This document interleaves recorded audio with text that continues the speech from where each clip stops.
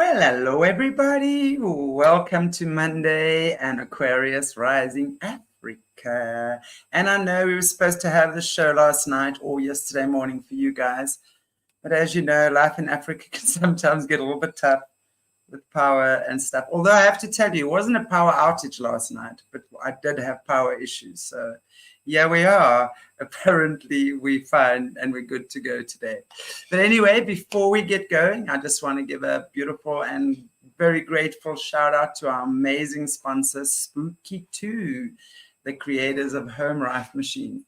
And I have to tell you, I'm super excited because my Hiwi, I'm not quite sure, Hiwi, I'm not quite sure how to pronounce it, just arrived today. So I'm going to be doing a very cool unboxing very soon. But really, really happy to have you guys, SunKidz, as our sponsor. This is the future of medicine. More and more we're seeing the results with this incredible home frequency, home rife machines. And I do know that, it really involves detoxing and then refilling, if you will, your body with amazing frequencies that are really created from nature, and it pretty much teaches your body how to reuse your own energy again. So before we go ahead with Caleb, and I know you guys are all waiting for him, we're just going to play our intro, our amazing advert from SunKidz.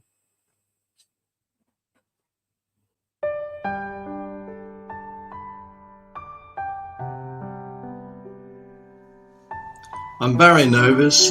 I live in Australia. I'm a huge fan of SunKidz. Here is my story. I've been a professional artist for 20 years. Well, I learned via cystoscopy in early 2016 that I had bladder cancer. I had to really think things through. I knew I didn't want chemo or radiation or surgery. So I started researching alternatives in the hope of finding a non-invasive solution. I have lovely friends, a wonderful girlfriend, Shari, and a great family. 3 sons, a daughter, and 3 grandchildren. In other words, I have a lot to live for, and I didn't want to risk making things worse for them or for me. My status as an artist led me to collect a lot of Facebook friends over the years, and I regularly post images of my paintings and my life here in Australia. When I learned I had cancer, I began posting about alternatives, which prompted a Facebook friend to tell me about Royal Rife and SunKidz. We met, he showed me his one generator. I did more research and made the choice to try SunKidz. It is probably the smartest decision I've ever made in my life. It has actually saved my life. 6 months after my diagnosis in September 2016, we received our first SunKidz order. SunKidz sent with plasma and 4 XM generators. And we downloaded the software, which by the way is provided free of charge. How amazing is that? Thank you to my girlfriend Shari and all the amazing people responsible for SunKidz. This is an organization that keeps giving and giving, and we will be eternally grateful for what they have done and continue to do. Cheers and best of health.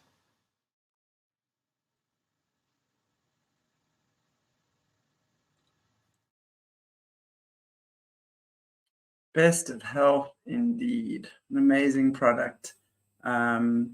I work with the little ones. My mom is working with the little ones. She's sadly fractured her wrist, and SunKidz is the little tiny one, is really doing a great job with her. So I can highly recommend that.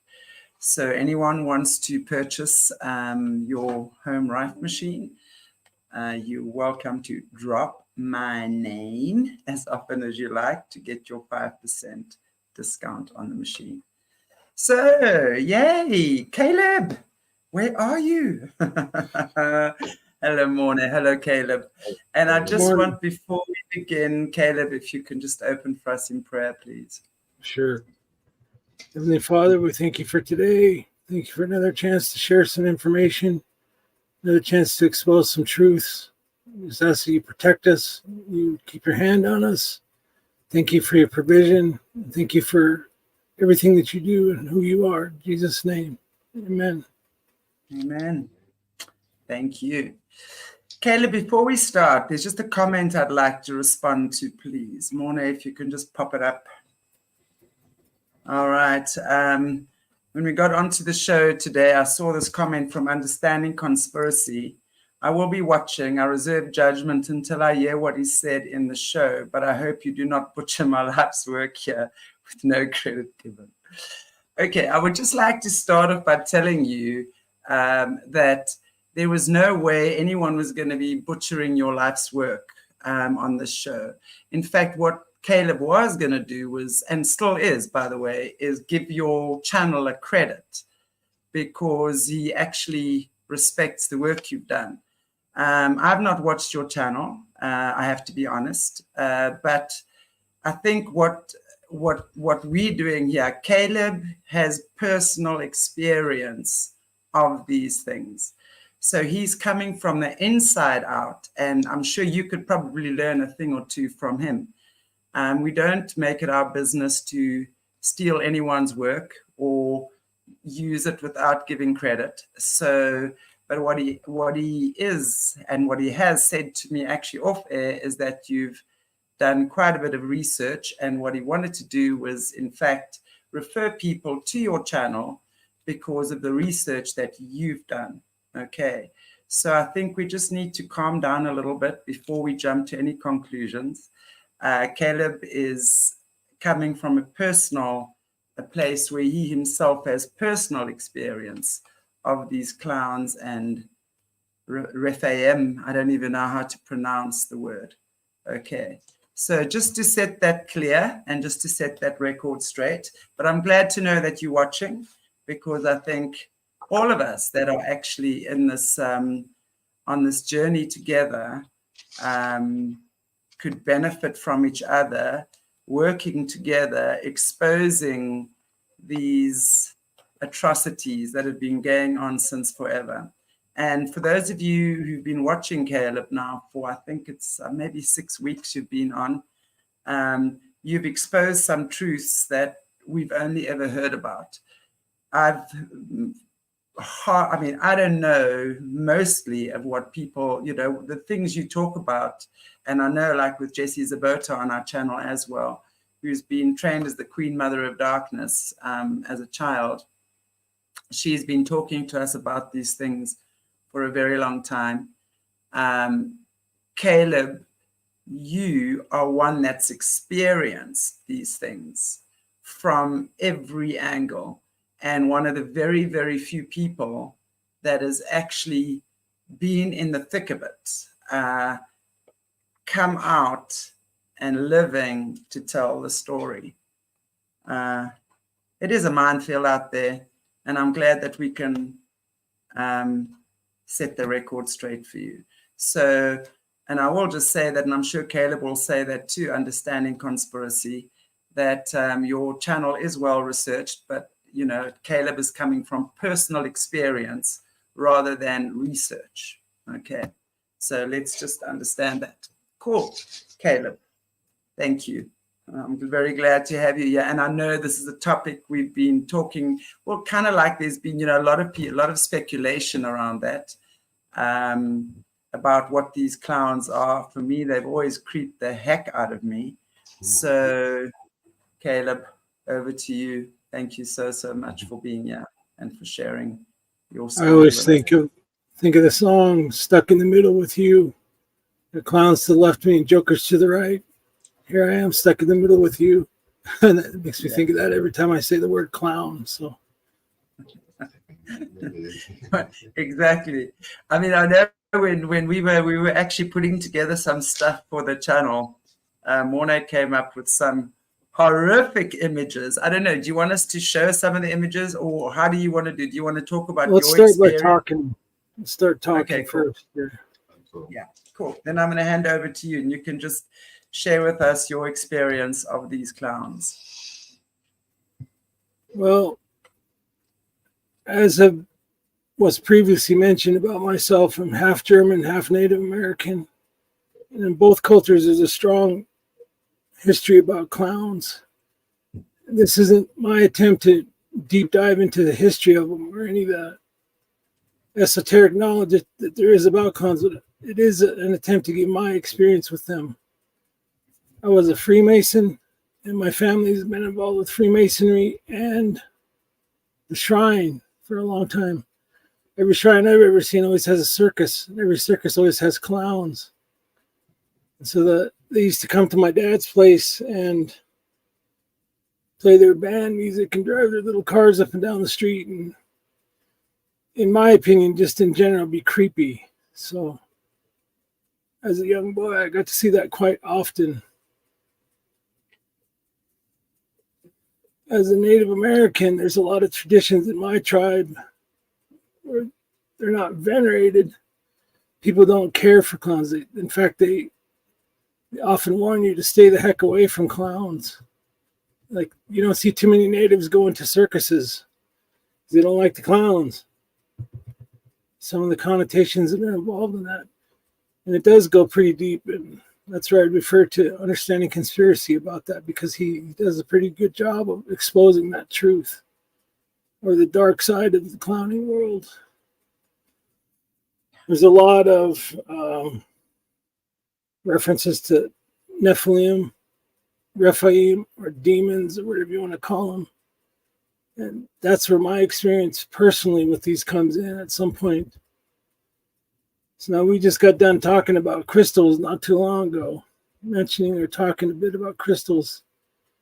And that interaction with crystals that are using that type of magic, if you want to call magic that, in the arcane, that's where we sourced a lot of our powers, from that side of the spiritual spectrum, if you want to call it that.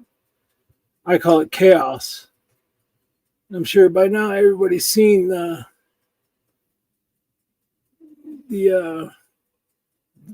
so-called glitch videos where you see black and white stripes on somebody's face or on the background or something like that. And of course, in the Masonic temples, you see the black and white checkered floor. From what I understood, that was to represent the realm called chaos or oblivion, where they're not in heaven, they're not here. They're kept aside or apart from us, at least the ones that have died. I'm talking about the ones that have died in the flood, because they're half angelic, so they don't die like we do, and their spirit does not go back to God. It goes to chaos. The space between the spaces would be a good way to put it. So, is that? I want to just ask you about the chaos. You in one of your previous interviews, you spoke about Gleitner, right? And the Gleitner, and you were talking about the souls that are in Gleitner that pretty much get matched up to those Cabbage Patch Kids, or the created kids, if you will. Are we talking? Is this a similar thing, that the realm of chaos are we talking about the same thing here? Some would describe it as being where Abraham's bosom was found at one point, before that got emptied out after Jesus arrived. Some people would say that it's its own entity. I mean, there's a lot of different things about it. Again, I'm not trying to go into a historical record of it, but I am going to say the times that I got to go there, it was definitely a scary and terrifying place, because it was hard to really to describe it. It was like being in a place where there's an overcast sky, lots of lightning coming down, and it was always dark like dusk. That's what I saw. And I saw what I know to be Rephaim, or shades. I didn't call them Rephaim then, I called them shades. They had individual names. Right. Most of them were trying to get out of that place. So they would try to entice or cajole you or whatever else to try to get you to emplace them into whatever vessel that you could emplace them into. They would vie for that attention. And the strangest part about it was There were a few of them that didn't even know that they were dead. They were just going on with what they were doing in life. It was actually really sad to see it. Wow.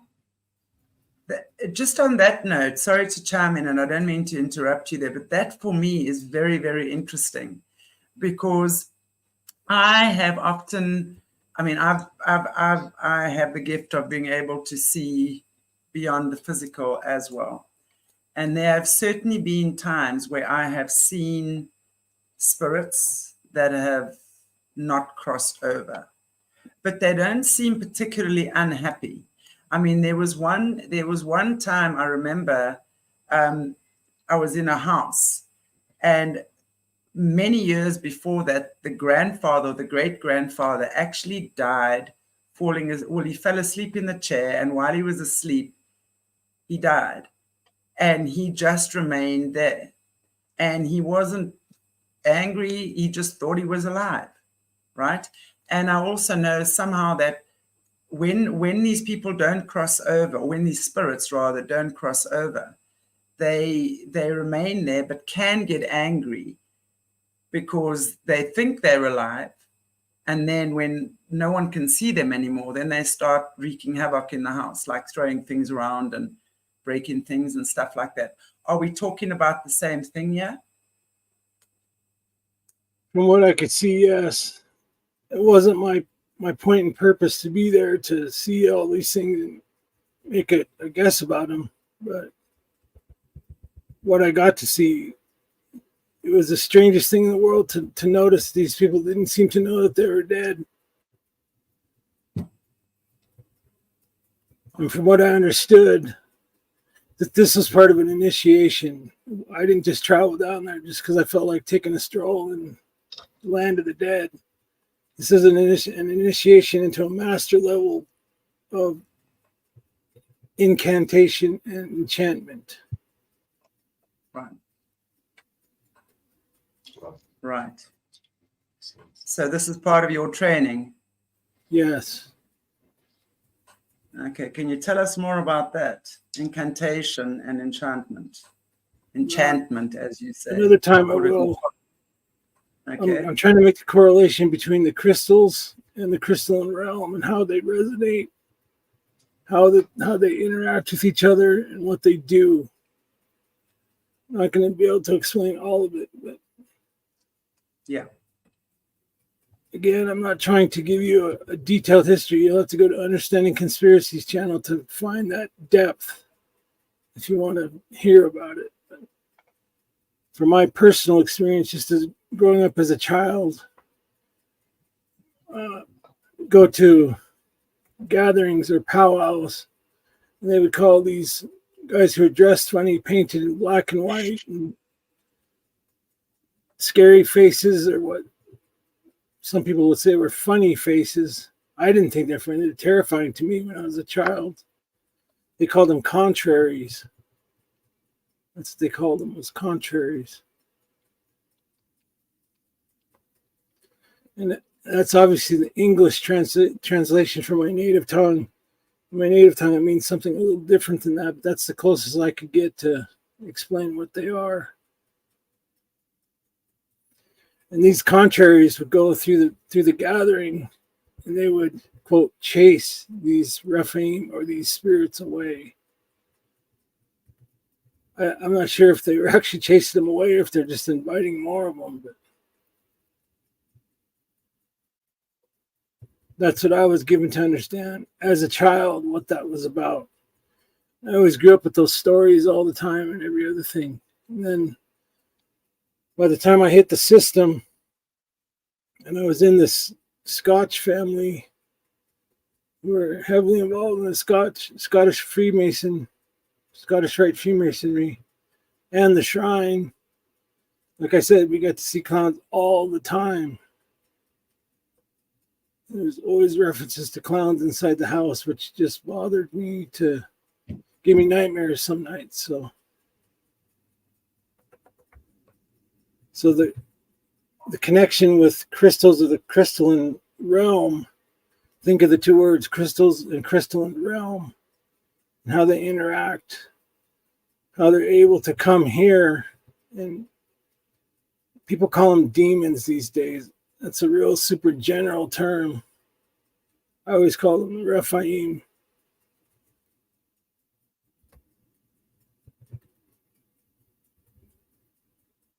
So anyway, yeah, that's trying to make a link here, and I feel like I'm kind of failing at it. I think you're doing a great job. Thank you. I totally get that. Can you explain to me or to us Rephaim? Again, it's dead Nephilim that died in the flood, from what I can gather. Right. So obviously they can die because they're half humans, half human, half angelic. Right. Wow. I'm wondering, Morné, we have some of those pictures there. If you could, I mean, I don't know, we've put up quite a few pictures. I'm not sure, Caleb, if you've got something just to add to just some of the pictures that we've got here, that you could maybe offer some explanation. There's a whole entire history that is put up on that other channel that talks about this kind of thing. I know everybody's seen clowns before and what they look like and how they feel about them. Almost universally, amongst at least the people that I know, everybody does not like clowns. They don't think they're funny. They don't think they're cute. Nothing. They're always really creepy. They're always around kids. Why are they always around kids? You have to ask, you know. Right. Absolutely. Why do they have Shriners with children's hospitals? You don't see them with Shriners with adult hospitals. You see it with children's hospitals. Obviously, they try to make it out like a charity kind of thing, but I think it runs a little deeper than that, to be honest with you, from what I saw or what I got to see. Having been into the Masonic Temple many times, or the lodge, I guess you want to call it that, not a temple. It's basically a temple. There's a lot of reference to these beings in kind of a sideways manner.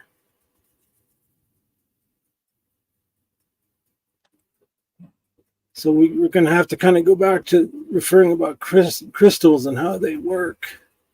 I know that was kind of a loose end that I never really tied up. It's not going to get tied up on this either, but we can at least talk about it. Yeah. One of the chat members talked about cutting these crystals into gems, or cutting in specific ways and specific patterns to reflect or refract and capture the life or the soul. And that's exactly what I was trying to explain through that whole entire thing. He did a good job of saying that. So I'm not anxious to tell you how that's done, because then I'd be teaching you how to do it.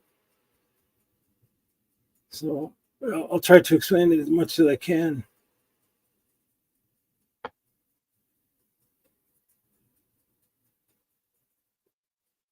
So anyway, I lost my train of thought there. All good. I'd be very interested to know, when you're talking about the connections from the crystals to the Rephaim or the clowns, that connection, that's where I haven't I haven't gotten that connection. Can you maybe explain that, please? Well, it became a transferal sort of thing, so that they don't need crystals to do this. They can convince somebody on their own. I mean, you have to agree to something before you do something. Almost every aspect of life, you have to say yes to something or no to something. These things are really good at making you think that what they're saying to you is your own thoughts. Or, I mean, that's one of the inroads that they use. So, right. So, if you basically, once they've captured the energy or the soul in the crystal, right? Then as you say, you're using that as like a battery, as a power. So, you then. Well, okay. Let me clarify that just before we go a little further with that. They're not capturing a soul to begin with, they're using that crystal as a way to pierce the veil, to go from there to here. It's one of the ways that they use those crystals when they're cut. You can find natural ones that do that, but most often it's cut into a gem. That's why I called it a soul gem. Right. Specific cut of a gem. Does that make sense? Yeah, totally. Does make sense.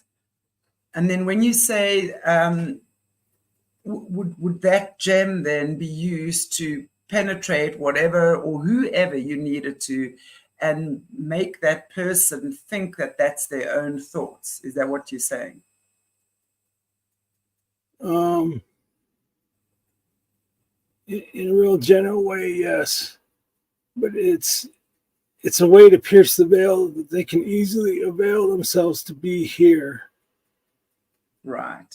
You've heard of the most evil man on the planet. I'm not going to say his name, but you know who he is. Starts with an A. It has it ends with a C in his last name. Where they opened a gateway and something came through. How do you think they opened the gateway? They didn't just go alakazam and swing a wand at the wall and all of a sudden it appeared.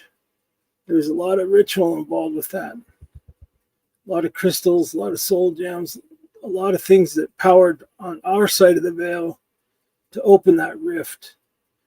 And they use those gems to do that. That was part of it. Wow, incredible. So it's really okay, so I would say then with soul gems as well as sound, right? Because we understand sound, music, and crystals are absolutely going hand in hand. So when we're talking about opening up these huge gates, these spiritual gates, that's what they're doing. The guy's first name was Alistair. I'm sure everybody knows who that is. Mr. C, Mr. Crowley. Yeah. Right, I get that. So wow, so it's not just with sound, because we've kind of, and sex magic as well. We're often told it's sex magic, as well as sound, right? And now it's the crystal power as well. Is there anything else we're missing out on here? At some point, we're going to have to talk about sex magic, not as a sexual education, but how they use it. That's a subject for a different show. But somebody mentioned, Jay mentioned talking about the crystal of the TV and that. I can answer that question if you want to put it up. Yeah, let me just actually put that up there so we can check that out. Yeah. Okay, so when they manufacture these TVs, it's a liquid crystal display. It's a kind of a dimorphous material that they run electrical charge to create these images and colors and whatnot that move around. But it's a crystal. It's still a crystal. So I also saw somebody else call it a black mirror, which is kind of the same thing. But they have such high refresh rates now that I don't think that the ones who are running the show can hide their minions that they put up on camera. They're puppets. I'm sure we've all seen those videos by now. At least somewhere. We've seen these people change into different things, or they have a lizard eyes, or they have black and white stripes appear on them, or they glitch out or something. The refresh rates on these TVs are so high now. We're able to see that now, whereas before, with standard television, it didn't matter because it wasn't high-tech enough. So think about that for a minute. Exactly. It's interesting that, and so it's not actually any different. It's not like they're coming in more fast and furiously now. It's really just that the technology is that much more advanced, right? So we can see it more easily. Is that what you're saying? The dissemination of high technology from some of the stuff that I did myself is definitely what helps them out. Wow. And it's in every home. It's in everybody's pocket. It's even in your wristwatch.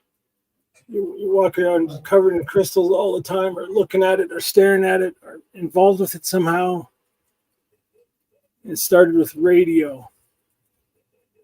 Radio after the first big reconstruction or the mud flood, where we talked about the Cabbage Patch Kids, where they repopulated here and this and that. They started with radio as the very first form of internet, or very first form of mass or public communication. So they want to get themselves out there without, they can't just appear here. There's ways that they have to do it because the veil is in the way. There's also the Nephilim who are still here, the giants, the ones that live underground, that type and sort of thing. And in those years that I practiced, we did have a lot of contact with these beings, both the fallen archons, the Nephilim who are still here, and the Rephaim. In fact, it was the Rephaim who powered a lot of our magic once we opened the gate. That was the sole purpose of using those soul gems with captured souls, was to open those gates and let them through. That was the sole purpose. And the Rephaim were the souls that were powering the gems. Is that what you're saying? The souls that were powering the gems are what we took from people here or animals here to open those gates, or to enchant devices, items, to perform rituals to open gates. That's one of the ways we used to do it. Wow. Absolutely incredible. This is really incredible information. Okay, so once the gates are open to bring in whatever you guys were wanting to bring in, what happens then? How do you close them? Well, you just brought this being into here where they were trapped in the crystal realm, or oblivion, or chaos, or gluttony, or whatever you want to call it. The well of souls, whatever. Just depends on who you're looking at, who you're learning from, what it's called. You brought them here, and they're here now, and they're empowering your magic. That's one of the main ways they do it. They're always looking for a body is what's happening. So how common is this? Look around you. How common is this? Look around you. It's all around you all the time.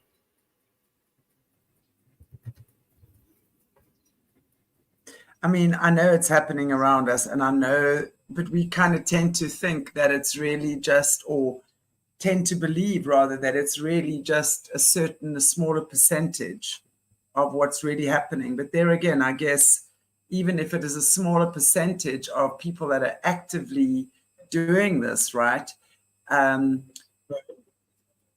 By dumbing down humanity, it's easy for them to achieve their goal. Is that right? That's right. And look at all the ritualistic holidays that they put out there. Every single one of them was a pagan holiday at one point or another that got painted a glossy white color by the Catholic Church at some point. They integrated that into their so-called belief system so that they didn't lose the following. They just kept the people. Again, dumbed them down, didn't let them learn how to read or write or anything else for the longest time. That's a relatively new phenomenon, is where everybody's educated. Educated in what is the next question, but still, it's an education. And again, I'm only telling you from my experience with this stuff. I couldn't give you the super in-depth anything. But. Right. No, I mean, I appreciate that. I'm just trying to see Bell C007, disembodied spirits, right? So I would imagine that's part of the game as well. Yeah. Right. And with the turmoil caused by the Great Flood and all the other tumultuous events that happened after that, I'm going to put myself out there and say this place is a whole lot older than people think. It's not 6,000 years old. It's way older than that. And so much of the stuff that happened here, I mean, with the Nephilim and how they were, they had what they called the Titans, the really big giants. They all went to war with each other. They all fought against each other. And that was part of the punishment, I think, was they destroyed each other, and those archons had to watch that happen. So I think that's how that worked out. Wow. That's incredible. I want to just have a look here. I used to have these things. His bride being 144 ruling over the angels and us. What is that? The 144 ruling over the angels and us. Is that relative to this year that we're talking about? 144,000. The last maybe. comment. I'm not sure. Yeah, I was going to say that's really the 100. Yeah. Wow. That's incredible. So I find it fascinating that so many people don't think that this place is that old. It's like, you got to be kidding me. They keep finding stuff in strange places that there's no other explanation for it to be there. The way that the pyramids in Egypt are weathered by great expanses of time being underwater at some point, at least part way up. It doesn't happen overnight with some of this stone. Granite, those kinds of stones don't weather that quickly.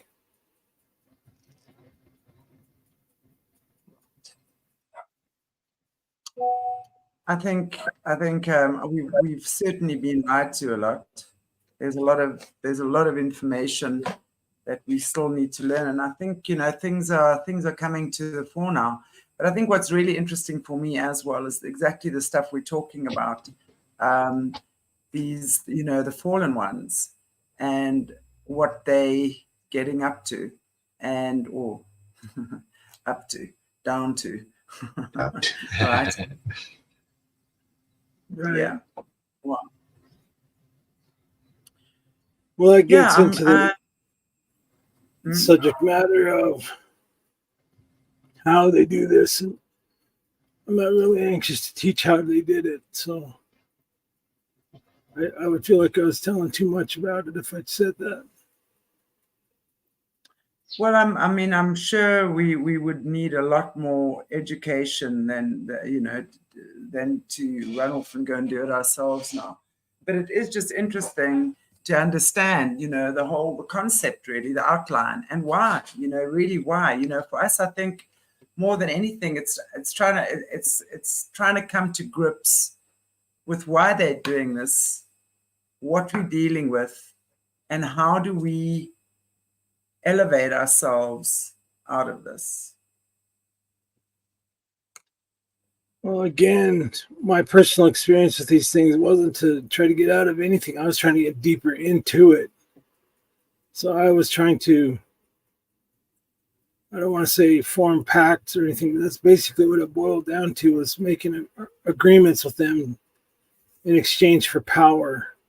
There's different kinds of them. So they're not all just cloven hooved, pointy tailed, horn wearing devil beard guys that walk around and sell one song. There's a whole bunch of them, a whole wide range of them. Remember, God called them an abomination to the earth. And that's why he caused that flood to happen, why he allowed that to go on. Because they were destructive all the time. They were killing each other off and just being a menace. Lack of a better term. Yeah. Again, there's other places you can look to find the pointers to those kinds of stories. I'm just trying to tell you my own personal experience with them. So, yeah, no, absolutely. I think that's what's important. It was the empowering of that magic that I was after, so that it became real and it became more than just sleight of hand, trinkets and bells and whistles and don't look behind the curtain stuff. This went way beyond that.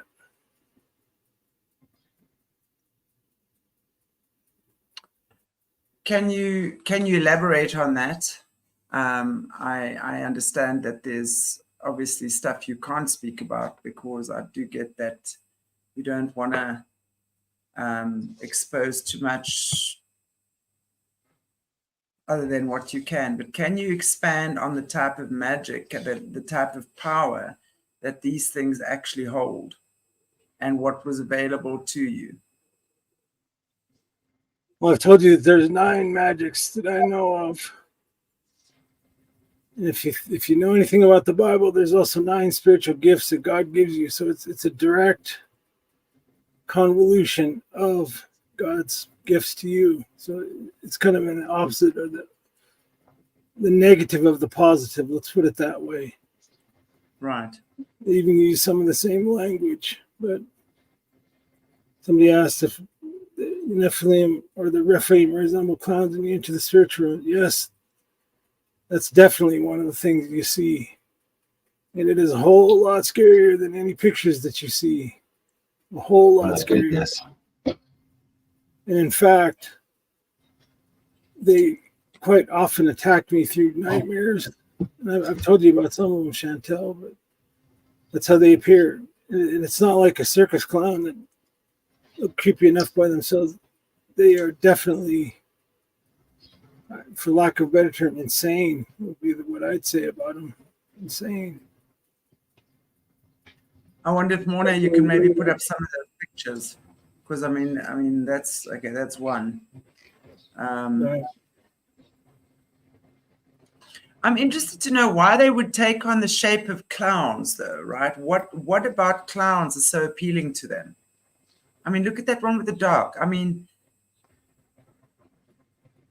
wow. Again, I can't answer the history part of all that stuff. I just know what I saw myself. From what I understand, from what I saw as a child, they were pretty terrifying. They're pretty scary creatures or beings. When you're 7, 8 years old and you see something like that in the dark, that's not a man dressed in a painted face, and he looks worse than any of those clowns you just showed, you have to wonder where that does come from. So Yeah, I saw some evil clowns on movies where it's not just paint, it's almost like blood and teeth. It's like the blood comes out of their teeth and stuff like that. right. It's interesting because, I mean, it's, you know, when we're looking at clowns in the circus and stuff like that as well, circuses are always affiliated with clowns, aren't they? But there you don't really see the creepy clowns in the circus. Well, I didn't anyway, right? But it's I just find that interesting. And as you say, always with kids. Why with kids? What do they want with kids? Again, it's that purity, right? That innocence, I would imagine, right? Well, aside from the archons, which are a lot worse than the Rephaim, a lot more powerful, the Rephaim are ones behind all these people who are sacrificing the children. They're engaging these ancient spirits to gain power, just like I just got done saying. That was the whole point. They empower that magic. They become what Christians would call the Holy Spirit that empowers their faith. These things are the unholy spirits that empower that dark magic. Yeah. If that makes any sense. Totally. It's that like as above, so below, I would imagine as well. I'm just looking at what Jay is saying here again. They are illuminated at certain levels. Some appear as grey aliens, some reptilians, some as clowns. So either way, like, right, it just depends. They're not all looking the same. Well, that takes us back to the homunculus, some of that stuff. So it all ties together, but it's hard to make a direct correlation with anything without exposing stuff I don't want to expose. Yeah. It's really dangerous to mess around with. Wow. I'm just looking at I'm interested. Yeah, Caesar, Rome, and Hitler are said to be, I would say, that's archons, right, Simona? Not archons. What do you mean, archons? What is your take on that, Caleb? Well, whatever force behind them was involved, I'm sure that they probably had something coming through them. As for they themselves being archons, I don't believe that. Okay. But again, they plugged in through the real society, through real magic, through the Thule society, and it's not Thule, it's Thule. That's how you say that. Thule society in the real was their gateway to power, I guess, if you want to call it that. Right.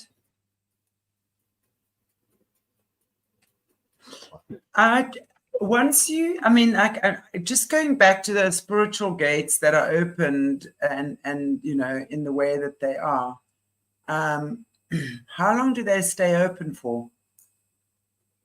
I mean, when you've opened them with in the way that they're being powered, how long do they actually stay open for before they close again? Some of them are really quick. Some of them last a couple of hours.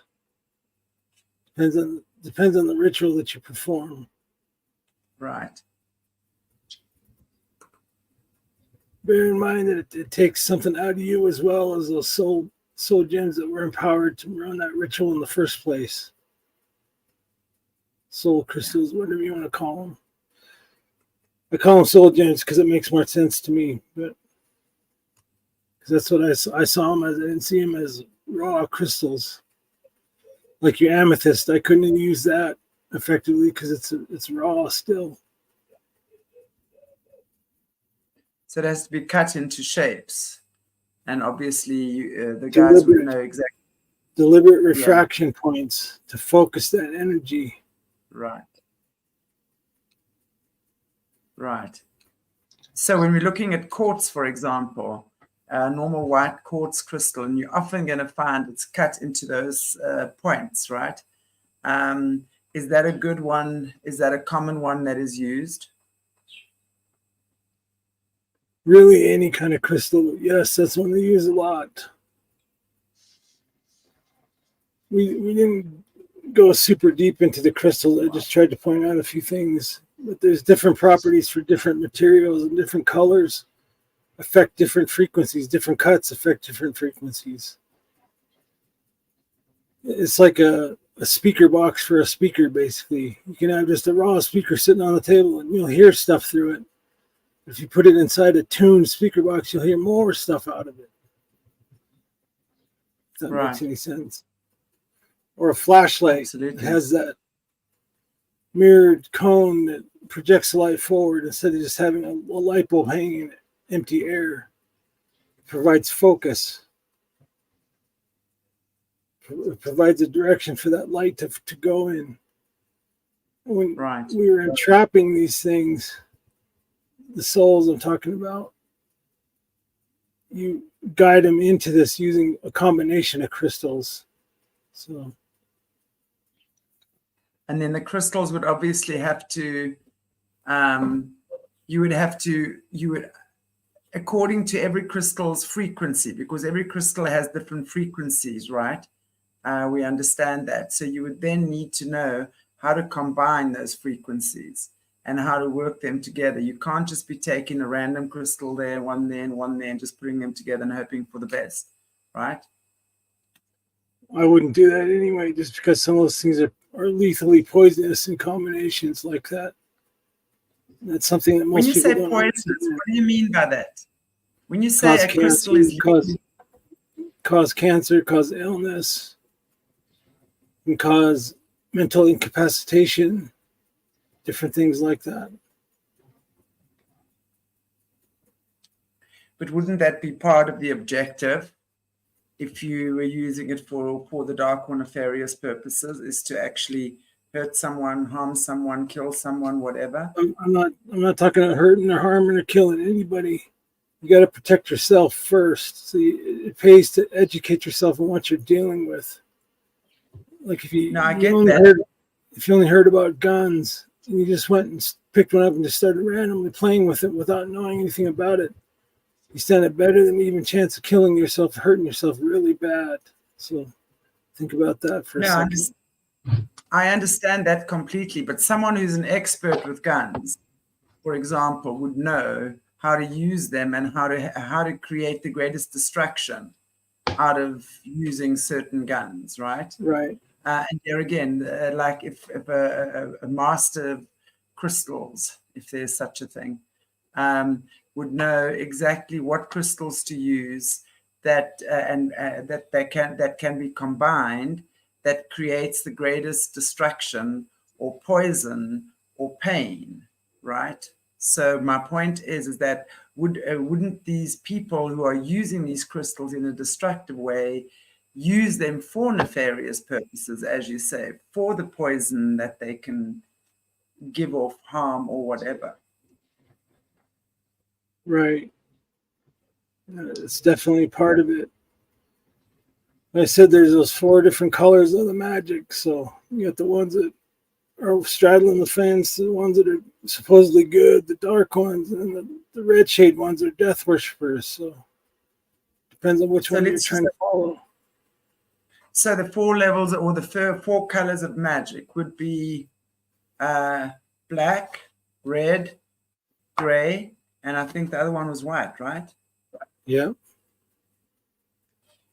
So depending on where you want to be playing and what realm you want to be playing, has each realm got its own way of doing things? So let's say if you're going to use crystals in the gray realm, it's not going to be the same as using them in the red realm. You would use them differently there. You can use anything anywhere. It just depends on your intention. It's about deliberation and intention.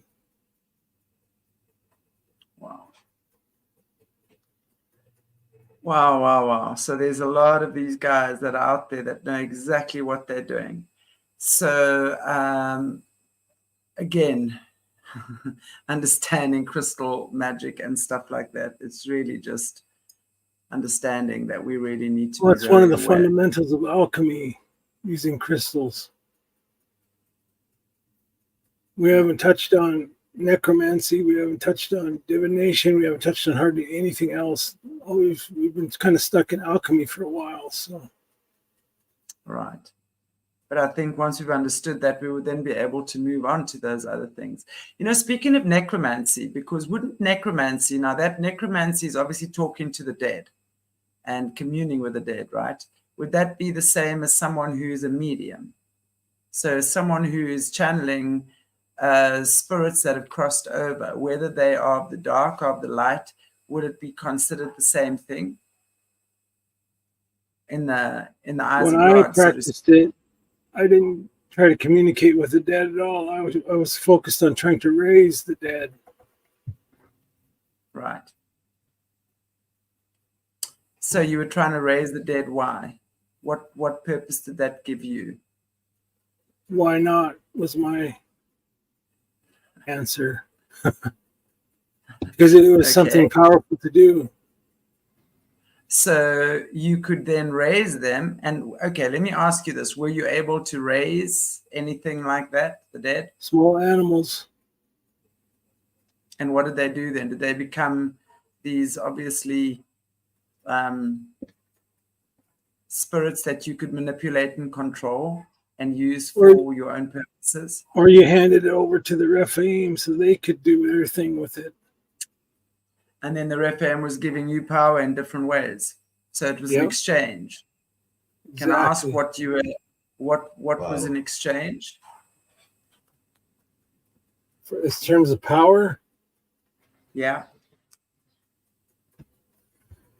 Well, you almost have to sign on the dotted line when you want to make these deals with the devil, I'll call them. So it's tit for tat, exchange for exchange. That's kind of how that works out. Very interesting. So you would let's say, let's say as an individual, you would decide you wanted to achieve that, right? And in order to achieve that, you knew that the Rephaim were able to help you achieve that because of certain energies or powers that they possessed. And you knew they wanted something like, let's say, dead spirits of animals, right? So you would then raise that, give it to them. They would give you whatever it was you were needing in exchange. And that's how the contract worked. What were the side effects or after effects of that? They didn't want the dead spirit of the animal. They wanted its body. They want to inhabit bodies in this world. That's like their number one goal, is to get out of that chaos realm and inhabit bodies here. Okay, why would they want the body? Because they don't have one. Right. But how long can a spirit hover around in a dead body before? I mean, do you understand what I'm asking you? If a body is dead, how long can that spirit reside in that body?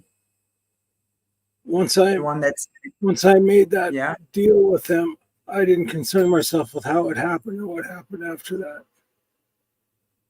I moved on to the next.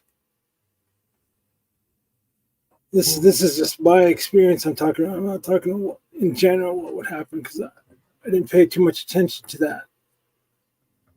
I didn't say, oh my God, are you going to hurt this poor creature? I just gave it to him and moved on to the next thing. So if they wanted the body, where was the spirit of the animal? Assuming it was dead. Yeah, obviously, if they wanted the dead body, so you would have then had... wasn't there. It's inhabited by something else, is what I'm getting at. It possesses that body and animates the body of its own accord because that's what it wanted. I understand that.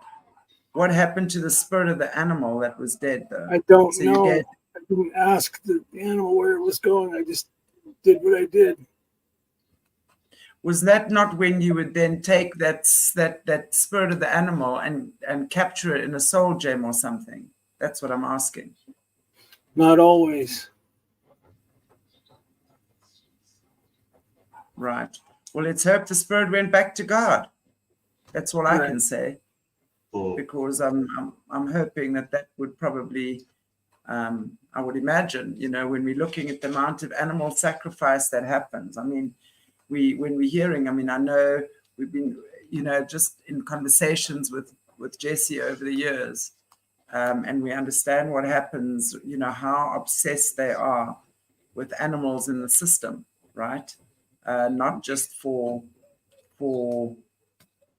I mean, they sacrifice animals, and I mean, it's anything from cats, dogs, goats, sheep, cows, horses, everything.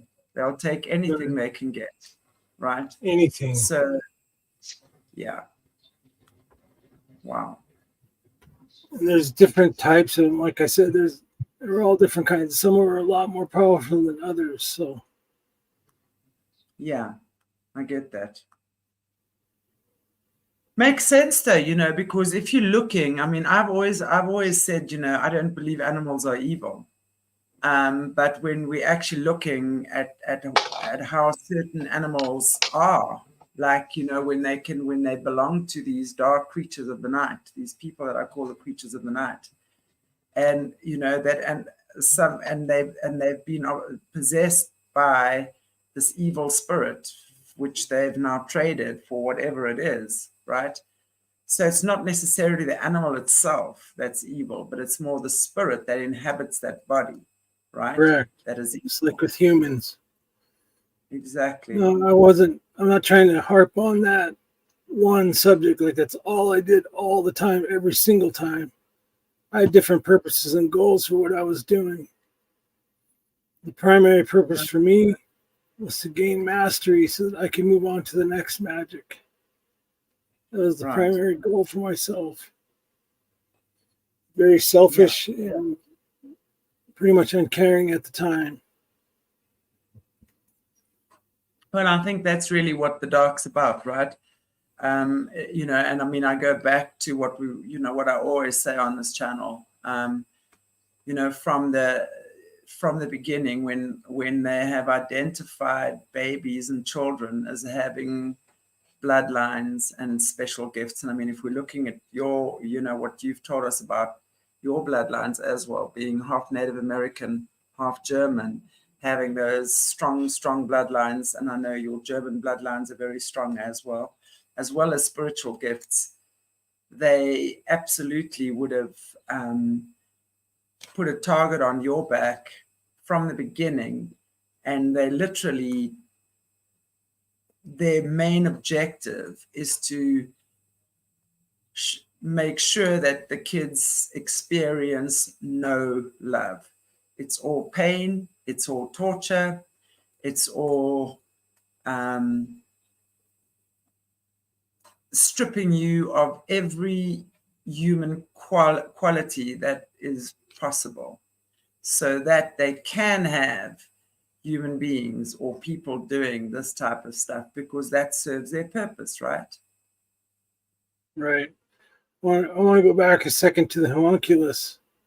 Remember, we had to take a creature and basically dissolve it down into its basic components in order to recreate that creature. So we were doing that, not just with necromancy, but with just about everything. When I say we, I don't mean me and 15 other people in a class. I'm talking about me and my own studies dealing with these spirits. Dealing with these, by dealing with, I mean exactly that, dealing with them. The sole purpose was to empower myself with the end goal of becoming somebody that could raise the dead for Charlotta's sake. That was the driving force behind that at that time. Right. And I want to just remind the viewers, for those of you who have not watched Caleb's previous, and in fact the second interview, I want to just refer you back to Caleb's second interview regarding the wild hunt. He was a child of 10 and was captured in the wild hunt. And after that, when he was captured, he was put into a metal box for 3 days with a 17-year-old girl who was a breeder in the system. And for 3 days in this metal box. After day one, a dude comes and throws a knife into the box and tells him one of you gets out alive. Charlotta took her life so that Caleb could live. And that was his driving force after that, because he wanted to bring her back to life. And then we go back to Star Wars, right? We were also talking about that whole Star Wars programming, and Jessie herself has spoken about that. Caleb has mentioned that as well, where then they go, okay, well, you can get her back, but this is what you have to do. You've got to basically defeat God. So the whole objective here is to get a young boy, impressionable mind at the age of 10, to groom him into being this powerful being who is there, who can now defeat God and win and bring Charlotta back to life. So that is pretty much how these guys work. And all you have to do is look at Star Wars and you understand how they are programmed. And I bet there's more, there's quite a few more kids, humans that have been subjected to those horrors, right? Caleb, what do you say about that? Right. Well, the end goal was to become higher up in the pyramid, if you want to call it a pyramid, the power structure. So the higher up you got, the more rarefied the air it was. There are fewer and fewer and fewer of us. And as we got higher up, we were powerful. The end goal was eventually to transmutate into a hybrid being like them. The Bible calls it becoming a Gibborim, or a mighty man. That's what Nimrod did. That's what some of these other kings of old that you hear about, that's what they were able to do. They accepted that higher levels of magic and they became transmutated into something else.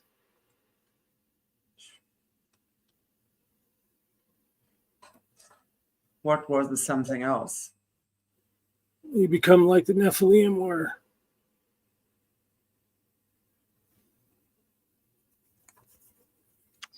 Right. Wow. That was the end goal. Right. So in a nutshell, I mean, and I'm just actually looking at some of the comments here, and someone Dorinda Sizemore, Durenda. And I highly recommend for you guys who haven't watched Caleb's previous shows, and you've just started watching now, I do recommend you watch his first shows, because he explains from the beginning how this happened. Obviously taken in through bloodlines, his Native American bloodlines, and mentioned as well that he's a direct descendant of, I think, Yellow Tangle Hair, right? Was your great-great-grandfather. He was a giant. A giant and a warrior of note with the Native American Indians. So, of course, they want those, that bloodline. And that absolute warrior blood combined with spiritual gifts, which you've had, and what Caleb was also saying now, is that obviously the gifts is what, and the cruelty as well, right? The abuse, the consistent abuse that has occurred really takes people into the place that they want them to. And what we're really hearing now is the raw. These are the guys that have been in the mix of it, right? You know, there's so much stuff in terms of also the military, your military career and stuff that you briefly touched on. It goes hand in hand with that. Yeah, it's all linked. So how the military works alongside this as well. You know, the whole way that we've been completely duped for so long. Wow. Right. Incredible. So that's where we were sent out to find those living ships that I spoke of. To resurface the AI that's now starting to invade and take over this world too. They're like the new interface between that crystalline realm and here. Right. Absolutely. So that's pretty much what you guys were hunting for, right? Was the yeah. I mean, I know we've spoken quite a bit about that, and I don't really want you to go back into all of that, because our previous shows have definitely touched on that. But really, it's all about bringing in the Antichrist. The Antichrist is not a person; it's an entire system, and that you guys were sent to find these, as you say, the living ships, and how it all comes in together, and all of this is part of that, right? I'm wondering, though, you know, when it comes to this, you must have been offered some top positions and stuff like that, right? Oh, definitely. Yeah, there wasn't a limit to what I could achieve if I wanted it. So, right. Absolutely. So, and I mean, that's kind of like what these people are looking for, isn't it? I call them people, but I don't really believe they are. But I don't really want to, I'm trying to be impeccable with my word as much as what I can. Right. So they're looking for that. So, I mean, maybe you can tell us a little bit about the positions you were offered, or what were the rewards if you had not turned around from this. And I'm just looking, Laura, you were, you know, did Caleb regret this? If you've been listening to any of our shows and just listened previously, you will understand, right? Yeah, God always wins, but you know, this is why we need disclosures like this, and people telling us what's going on. It takes a lot of courage. Yeah, I understand you, New on Caleb. That's why I keep saying, you guys, please go and watch his previous stuff. Otherwise, we come in here and we have people getting half the story. And that's why it's really important. This is a series. It's a series on his life. It's a series on how he got into the system and where we're at now. So I know there are those of us who've been following from the beginning that understand what this is about. right. So, yeah. I want to just, maybe Caleb, if you could just talk to us a bit about the promises that people like yourself are made at the end of the day? What were the promises you were made?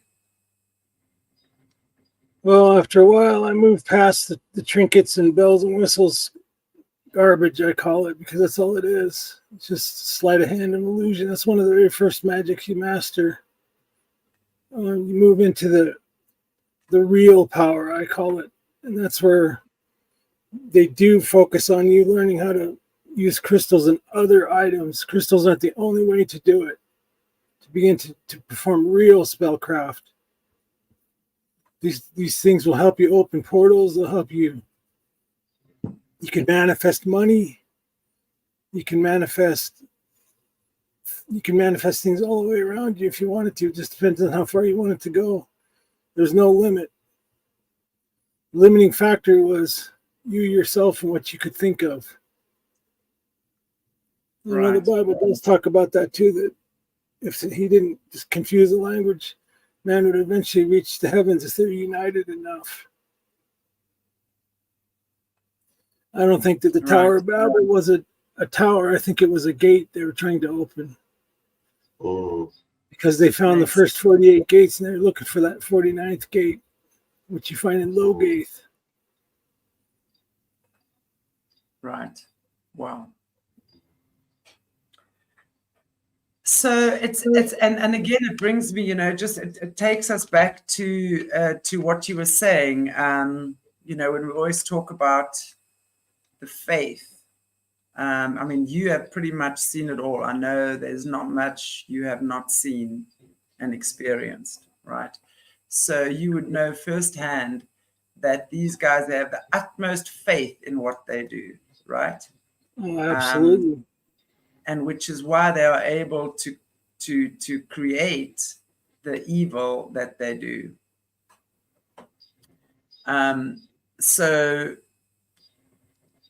for us to counteract that, if you will, or for us to change what is currently happening, we have to have faith as well. But it's not the faith in the same thing that they have faith in, right?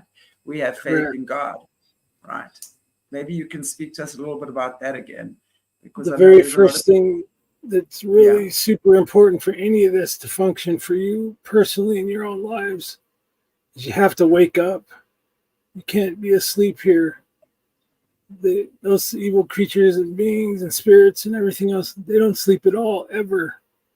And they're so much more smarter than us as regular humans. They outwit us on every corner and every turn, and they're really powerful.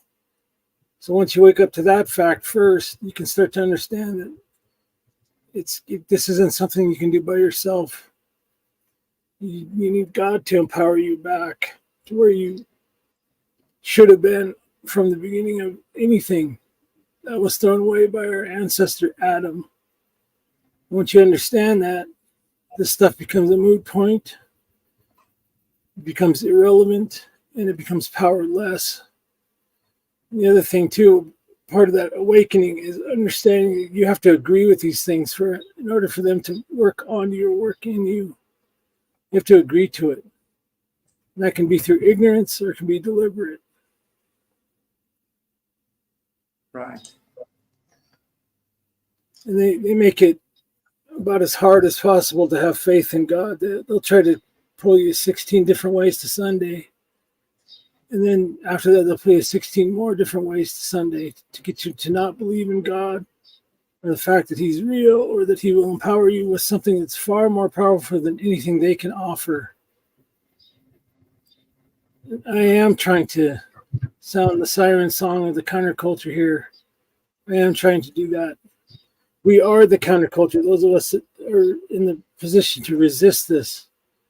It does sound insane and crazy when you hear it from a dead go here. But if you understand the backstory and you understand what is really trying to be said here, now is the time. Now is the time for the warriors to stand up. The warriors and then the healers behind them. It's time for all of us to get our shit together so that we can make an effective presence here.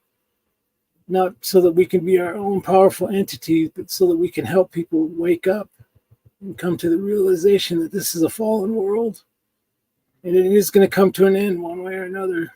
not long from now. Absolutely, and amen to that. Pete, yes, I did. Yellow tangle hair, yes, I did. I did say that. So, and it's true, and it's exactly what you're saying. You know, it's one way or the other. So we either stand up for the light, or we slip into the dark through ignorance. And ignorance, I mean, you know, I'd love for you just to expand more on ignorance, right? Because I mean, I love you know, we've spoken about that a lot, and I know some of us had I know we had a conversation about ignorance, and you actually pointed it out very clearly to me, which was very interesting. Is that, you know, if you're going to a different country, for example, and there's a stop sign and you can't read Chinese and it says Chinese, you know, it doesn't matter that you can't read Chinese. If you're not going to stop at the stop sign, you're going to get knocked over by a bus, right? So you've got to learn what the Chinese stop sign means, for example, right? So it's very interesting that ignorance is not bliss. We cannot be ignorant to what is going on around us, which is why we are having people like yourself who are disclosing these massive, massive truths. And it's not easy to listen to, and it's not easy to hear. I know sometimes my heart breaks 1,000 million times, and not just for what I'm hearing, but for you as well, because I know what you've been through and what it's taken you to share your story on this channel. So again, I'm eternally grateful. We are eternally grateful to you. Well, I want to do something before I go into the ignorance part of it. I want to let people know who haven't heard me say this before. I do own my own BS. I own it completely. I know it was wrong. I repented of it, and I turned my back on it almost 10 years ago. And for most of that 10 years, I've been on the run. They've tried to kill me numerous times. And I'm not saying, oh, I think somebody's after me. No, they definitely were after me. And this isn't easy to talk about for me because I'm ashamed of what I did. I don't live in shame, but I do have that repentant heart because of it. And because I chose to run away. I was the Jonah that's supposed to go to Nineveh, and I said, F you, God. So he put me in the belly of the whale for however long here. Now I am in Nineveh trying to tell the people, you know, I'm trying to say something to the people. Because ignorance is not bliss. You guys are in the fight for your lives here. If you can't see that in your daily life, then what do you see? You see what they try to present to you. They're going to feed you any amount of cheap spaghetti that they can because the cheap spaghetti is cheap. Just think of it that way. Doesn't mean that it's good food. It just means that it's cheap.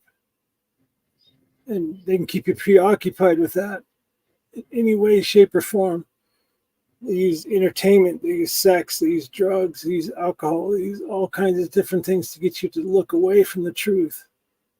Once you see the truth and you start to see it for real, you understand, hey, there's something completely different about this place. There's something completely different than what they're telling us. And it is, time is very, very, very short if you haven't noticed on the world stage. Things are changing at a rapid pace. There's coming a time when we're not going to be able to listen to somebody like myself telling you, hey, this is what you need to look out for. That's the whole point and purpose, is so that you're not ignorant, so you can see what's out there, to see what you're facing, see what comes at you every single day of your life and has since before you were born. Now it's all around you. You're literally steeped in this stuff from day one. It's in food. It's in packages show certain labels that have witchcraft symbols on it. It's in what they spray in the air. It's everywhere. So that's why it's really important to learn these things and then to have faith enough to trust God to show you how to overcome it. So again, I can only give you my experience on it. So I fully agree. Linda, thank you so much. Much appreciated. And of course, our lovely Joanne as well, who is always so generous on this channel. Really, really, really appreciate that.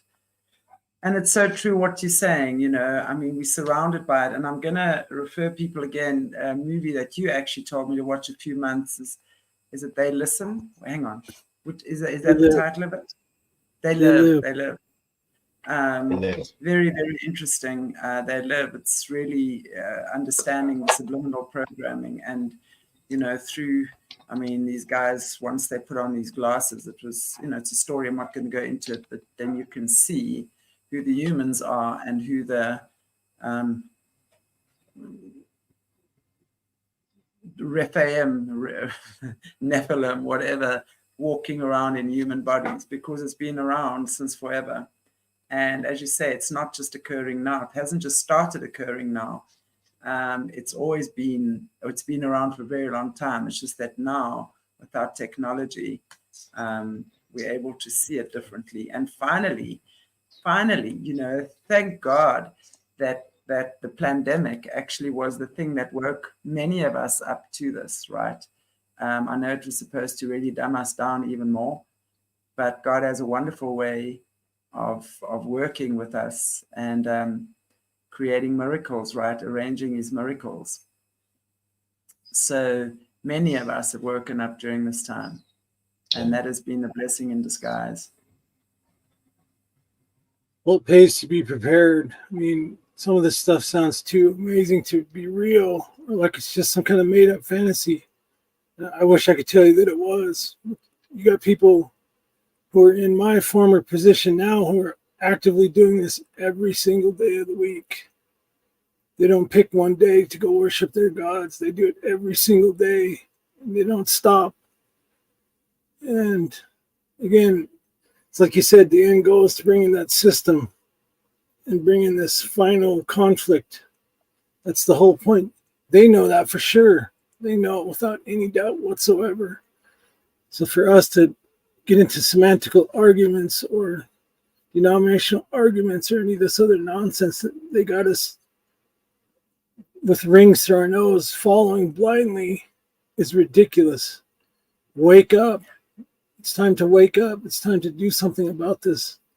And the doing something about it is to make sure that we save as many people as we can to get off this flaming train wreck of a planet, because it's going to be replaced at some point. It's going to be made new. Yeah, right. I appreciate that. Wow. Okay, I want to just see if there's maybe one or two more questions here that's in the chat. Morné, have you seen anything? Yeah, or just commenting on, just commenting on some of the, just people really being grateful, Caleb, that you're talking. And for those of you, who, as I said, please, if you're new to Caleb's show, please go and watch from the beginning. It's a series. It explains his life, where he's come from. He does repeat some of the stuff on the shows, but it's very difficult to repeat, obviously, everything. And then you can get an understanding of what this is about and where he comes from and who he is. And I want to just say, I've been speaking to you for quite a while behind the scenes, off air, and it's been amazing, the information that you've imparted and that you are sharing with us. And again, there's some things that Caleb will not share because he does not want to give people too much information. You never know who's going to get this information, go and try dodgy things with it, which is not the purpose here. He's not going to try and get you guys to go and do things. He's not going to teach you how to do magic and stuff like that. That is not on his agenda, yeah. He can't obviously talk about certain things that he's done in the military, right? So you will, as we go, as we move along, we're going to just, be speaking more and more about stuff, like things like necromancy, all of that, which is what we as humans need to understand, right? there's so much arguing, and that's exactly what you were saying, Caleb. There's so much military. There's so much arguing between us. These guys they've gotten us to fight with each other about the most stupid things, right?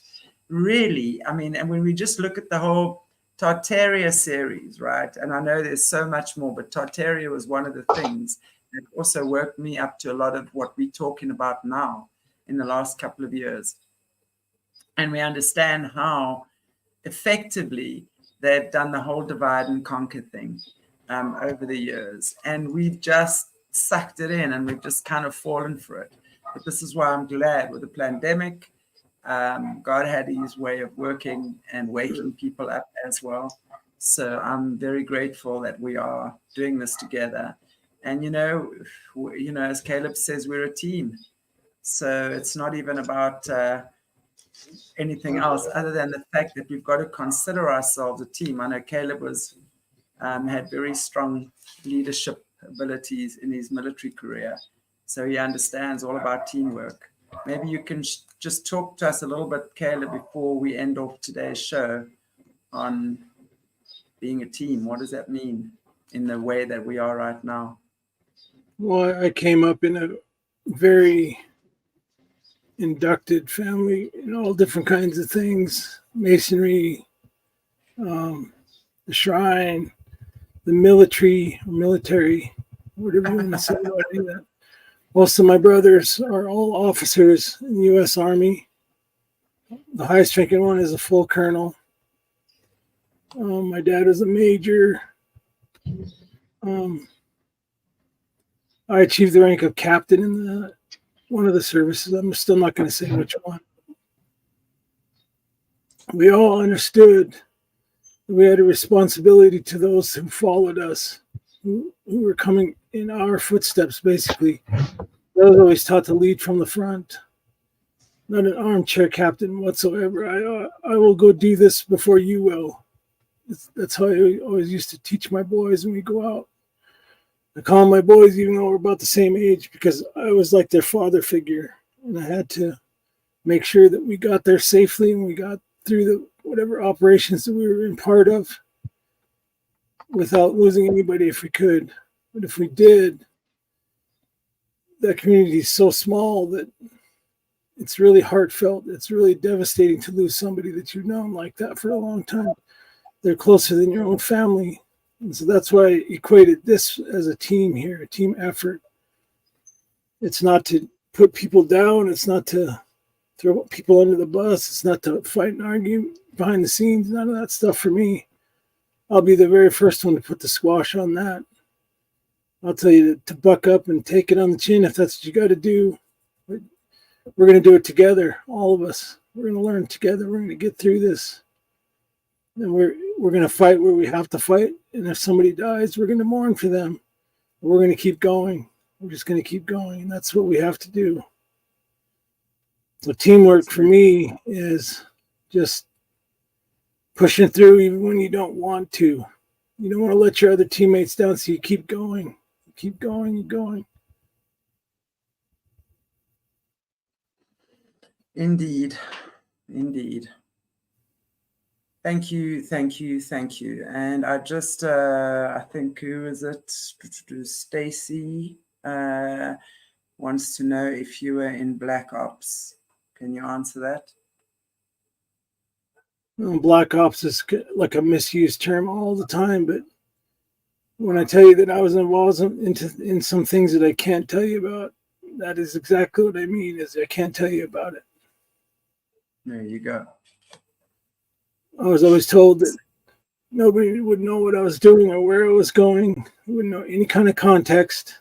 They wouldn't ever acknowledge anything that happened. I will call it conflicts other than war. That's what they used to engage us in. So it wasn't a declared war. It wasn't something that was part of the public purview or the public eye. There's a conflict other than war. And it happens every single day on this planet as we see it. It happens every single day somewhere in the world. These guys are out there doing their thing. Did that for quite a while, so things that none of us are aware of. I mean, while we've been laying safely in our beds at night and thinking that our world is safe because you guys are out there fighting in Iraq and other places. Well, it might be so, but there's so much more than what's Well, and by the way, happening. Don't call me a super soldier. I absolutely despise that term. Please don't. Just don't, guys. I can tell you from I don't have a military family. I have, really, I've sort of educated myself as I've gotten onto this platform, and I've made it my business to find people like Caleb. I've made it my business. And I'm not saying there aren't other relative people out there saying what they're saying and doing what they're doing. Stacey, as always, thank you so much. But for me, my gift is I am gifted. I'll acknowledge that. And I have a nose for the truth. You see, I got a big schnozzle. God gave me a big schnozzle in this life. And I smell out what I need to smell out. And I'm very, very happy to have connected with the likes of you, Caleb, because if there's anyone who can be sharing with us the truth, and the truth is not always pretty, and I have to say I'm pretty protective over you. So for this very reason, because I know there are so many people out there who misunderstand a testimony such as yours. But I'm extremely grateful that our viewers on this platform get that.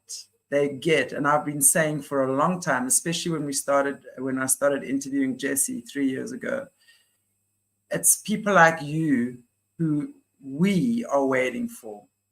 And when you've come out, you've turned your life around, you've handed your life over to God in the most beautiful way. I will be a witness to that because I've spent a lot of time speaking with you. It is so beautiful to be able to see that you can come and bravely share your story, despite what criticism there might be for you, but you do it nonetheless. And I want to just say thank you so much for that. Yeah, thank you. I saw someone ask about if I have a dog. I do have dogs. I have two of them, two little Chihuahua boys. It's little service dogs, yeah? Yeah. They're like my shadows. So Cute. Absolutely. 6'2", 290-pound guy with little tiny dogs. Think about that for a second. Yeah, I know that some of the conversations we've had, grrr, grrr, grrr. And these dogs are amazing. The minute they feel negative energy, boy, do they respond to that. It's insane, actually. It's actually quite a miracle. It's beautiful. It's beautiful to watch. Anyway. Yeah, they definitely watch my back in ways that I can't. So. Oh, yeah. Yeah. Oh, yeah. Oh. Oh, yeah. So I want to own one more thing before we go. As a result of my traumas and everything else that I went through, and I lost those 4 children. I don't know if you guys heard that on Carrie Saint show. I'll relate it again at some point. I started to drink, and that whole process of me drinking, it'd be the same as if you had gotten a DUI. Doesn't matter what you went through to get the DUI. The fact of the matter is you chose to drink that got you that DUI. So I have to own that. It cost me my marriage. It cost me some friendships. It cost me jobs. It cost me my physical health. I'm really suffering through it now, amongst other things that have caused that physical damage, but I own it.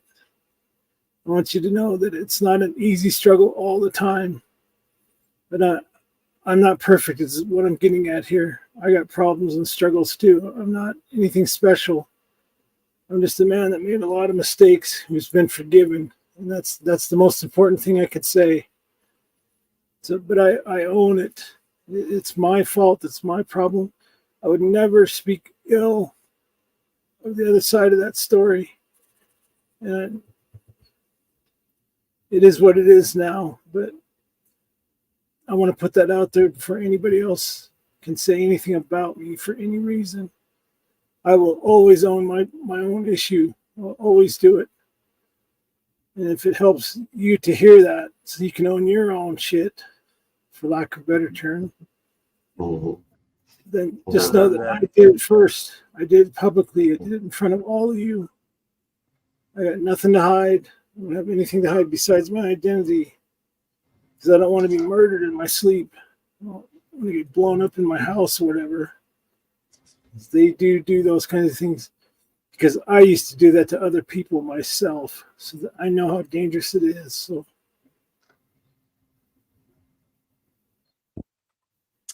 well, I think, if it really is important to be able to do that. And I mean, I said that. And by the way, somebody asked what show you said that on was Kerry Saint, by the way.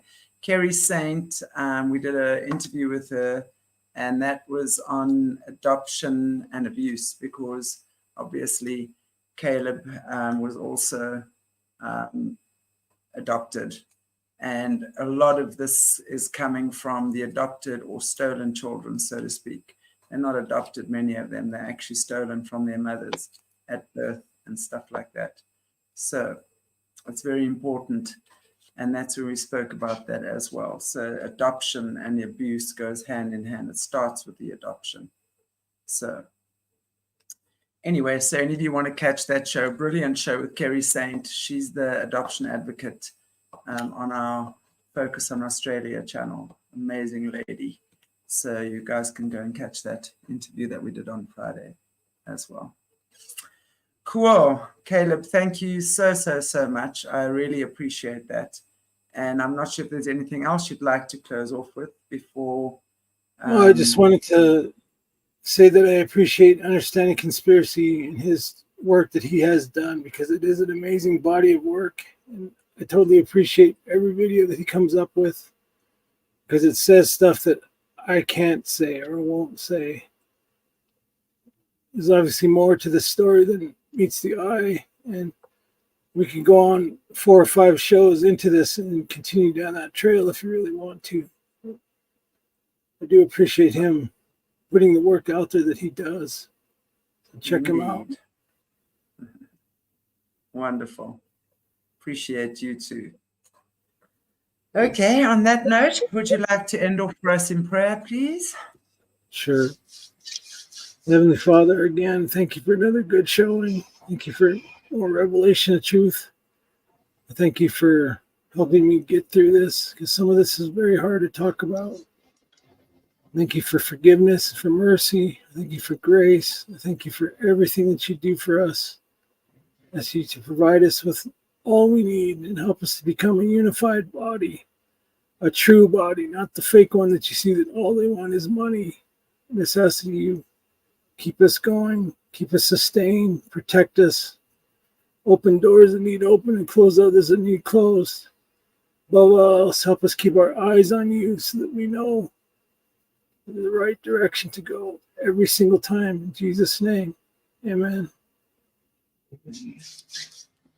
Amen indeed. Great, guys. Thank you so much. And again, thank you to Joanne, to Linda, and to Stacy for supporting Caleb. We really appreciate you guys. And on that note, we shall see you again on Friday. Thursday with Caleb. I got JC on Wednesday and then Caleb on Thursday, and we'll have you back again on Sunday as well. We'll let you know the topics that we're going to be covering. So watch this space. Cool, everybody. God bless you all. Take good care. And you will have a fantastic day, and enjoy the rest of your week. We'll see you soon. Cherry buys. Bye.